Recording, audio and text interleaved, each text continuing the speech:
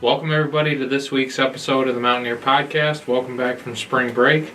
I'm Ryan Sargent. I'm joined by Mansfield baseball pitcher Luke Hils. Thanks for being here. No problem. Thanks for having me. All right, so to start off, you have consistently been in your career at Mansfield what a lot of baseball people like to refer to as a workhorse. You're out there every single day working hard. Mm-hmm. What has that meant to you to be? You have 134 career innings pitched, which for college baseball is a lot. So what has that meant to you to be a workhorse for the staff? It means a lot to me. I mean, I came in knowing that I was going to throw a lot of innings as a freshman. Coach a lot had told me over the summer coming in that you're going to be one of our main guys, and I think it's just being able to work hard every day and putting in that work to be able to throw the amount of innings. I think that's big, as long with off-season throwing and practice. I knew I was going to have to do it, so I had to do whatever I could to stay in shape for him. Right. So what did you do to stay in shape over the off-season to have that longevity, not just this off-season, obviously, but your entire career? Has there been a kind of a key to success for you to stay healthy and have longevity? Yeah, a lot of it is you want to throw as many innings as possible. Right. You want to keep throwing over the summer.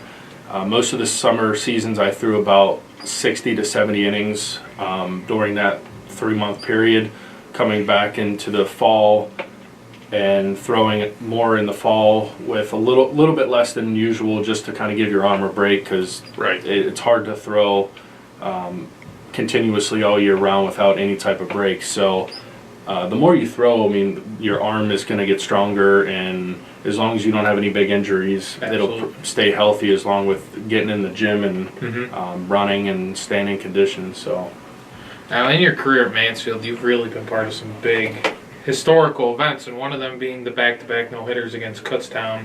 I believe it was your sophomore year. Yes. Yeah. What was that like, to be able to be part of history like that? Well, that's actually, you would never expect to even throw just one no-hitter. Exactly. The kid who pitched before me, Brandon Garrett, his grandfather had passed away earlier that week, and I was actually doing the pitching chart for him, and he threw 15 strikes and had 5 Ks to start the game out. Really? And you knew that something spectacular was going to happen. And when we ended up walking it off, we rushed Merkel, who hit the single to walk the game off, and then realized that Brandon had just thrown a no-hitter. So during all that time, I mean, you still have to get prepared for the next game. Absolutely. Well, I ended up almost forgetting that I was starting the next game and had to rush through my warm-ups. I had maybe 15 pitches in the bullpen to warm up. Normally I get at least 30 or 40. Right. And Brandon came down and he said, "Hey, sorry you have to follow that, man. Just throw another one." And I was just I just laughed about it. Probably knew that was not going to happen. So I got out of the mound, and first inning or two I was just okay, yeah, they just got no hits, so maybe getting through the first couple innings were going to be easy. But then before you knew it, it was the 7th inning, and I looked at the scoreboard and still saw that there was no hits, and I had thrown 2 previously in my career, so I kind of knew how it felt to throw one. Yeah. So I just kind of stayed calm and was able to collect myself and was able to get it done. And I mean, that's one of the best feelings, that especially just throw one, but to throw 2 in one day back to back was pretty amazing. I was not at those games that day. I had something previously planned, so I couldn't be there, and I thought I was never going to be allowed back to work a baseball game again after that kind of crazy historical thing happened. Just for people out there who maybe haven't played baseball, you talked about a lot about the feeling of throwing a no-hitter. What's that like when you get the final out and you're like, I just threw a no-hitter? Yeah. I've done what pitchers in the major leagues and college baseball, that tons of pitchers that have come through haven't done. What's that feeling like? Oh man, it's so hard to explain, because going through a full game in college, even though we only play 7 innings, you see guys even in the major leagues, all levels, first inning, some teams score 5-6 runs, other teams maybe get 1 or 2. I mean, you're getting hits all game long, and just to look at the scoreboard and see no hits, Right.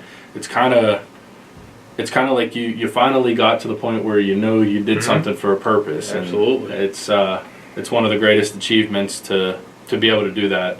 I know the following start after that, I gave up, I think, 3 hits in the first inning, so and 10 hits overall in that game, and it was a close game, almost won, but it's just one of those things that anything can happen at any point in the game, right. And it's just it's hard to explain the feeling, but it's amazing. Yeah, I kind of got to experience that when you guys had your home opener this Sunday, and Billy Gregory took a perfect game into the 5th inning. That was a pretty awesome experience, and hopefully we can have that happen again this year. Absolutely. For us. So looking back on your career at Mansfield, you're a senior, you're in your last season. Looking back over the past 4 years, I know we talked about a pretty big moment that you had. If you could pick out one memory that you're going to take away, that when you look back 20 years from now on your time at Mansfield, and you'll say, that was kind of my defining moment or my favorite moment of being at Mansfield, what would that be? Other than throwing the no-hitter, because, a lot of people would probably pick that as, like, the greatest moment. Yeah. I would have to go with, and I know a lot of the guys on the team would not agree with me on this, but I'd have to go with, like, the bus ride to Florida. Yeah. I've done it twice straight through, and it's an 18-hour ride, but there's no, like, you have to be good teammates, have good chemistry, and to be on a bus 18 hours with 30 other guys. So yeah.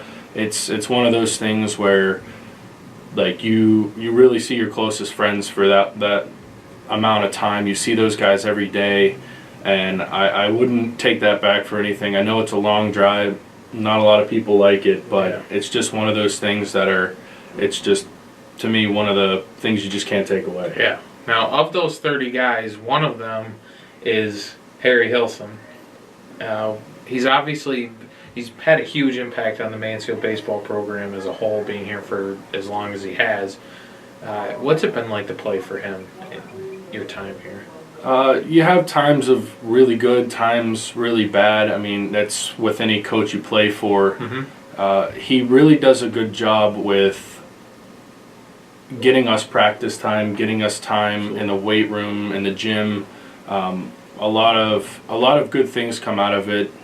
He tries to give us whatever we need. Tells us all the time that if we need him for anything, no matter what time of day it is, to give him a call, he'll be there.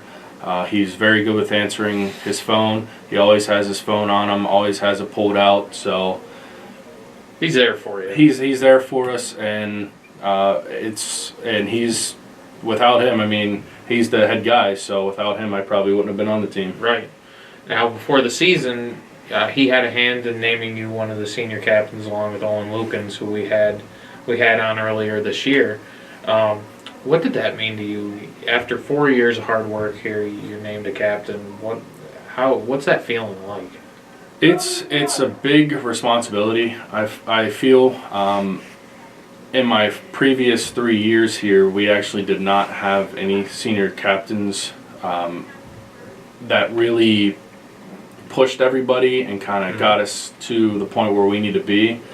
I find a lot of responsibility in the 3 senior captains this year to really are going to be the big reason why we get to the playoffs. Absolutely. I think it's keeping everybody contained, keeping everybody in it, no matter what your role as a player is. I'm not a big guy that's going to yell at anybody or tell them what to do. I'm going to jump on it and do it myself, but I'm going to try to teach guys along the way and especially the young guys. Getting the young guys ready for the next couple seasons. They're here, I'm gone, right. And it's my responsibility to prepare them, and that's what Harry wanted. That's why he named the 3 guys the captains, were to get the young guys ready for the next upcoming seasons. Absolutely. So one of the responsibilities as captain, as you talked about, is helping out the younger players, getting them acclimated to the college schedule and the grind that goes into getting ready for a season. If you could pick out one player that maybe we don't know about yet, new to the team or hasn't really gotten his chance until this year, who would that be and why? I would say not new to the team, but is finally getting his chance is Zach Merkel. Okay. You've seen him here and there in past seasons, and he's battling a little bit of arm injury right now and a hamstring injury, but he's coming back this weekend, and you should see him in the lineup. He's played pretty much every game for us so far. Right. And he's just got spot appearances, spot starts here. He's a catcher. Earlier in his career, we had a ton of catchers, so he ended up playing outfield, which he wasn't comfortable with.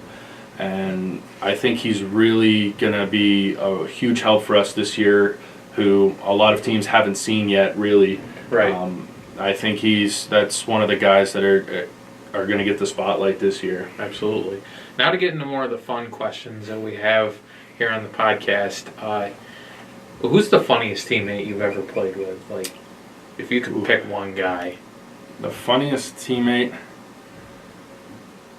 I'd probably have to say 2 years ago he played, Matt Zellin. Okay. He always had something smart to say. He always had something, he'd always chip back at you. He was just a guy with a lot of energy, and right. I always enjoyed playing with him. I definitely would have to say he's one of the funnest guys and probably funniest guys to play with. Now, is there a story that you could share about him on the podcast? Or I would probably refrain not from sharing anything, but yeah, he's one of a kind. He's a character, huh? Yeah. So 3 movies for the rest of your life. You saw this before and you said you got this, so you're stuck with them rest of your life. You got 3. All right, I'm taking Friday Night Lights. Okay. I'm going to take that one. Remember the Titans. Absolutely. And probably for a little bit of a comedy, probably Bruce Almighty. Oh, good picks, man. Very good picks. And then one food for the rest of your life. Every meal you're stuck with it. You gotta love it. I'd probably say chicken. Chicken? All right. Am I allowed to prepare it different ways? Yeah, we'll let you prepare it different ways, but you're stuck with chicken every meal. All right, sounds good. All right, guys, thank you for tuning in to this week's episode of the Mountaineer Podcast. Don't forget to follow us on Facebook, Instagram, and Twitter. Also, subscribe to the Mountaineer Podcast YouTube page for access to this episode. Yes. Thank you very much for having me, Ryan. Hey, thanks for being here, man. And we'll see you guys next week.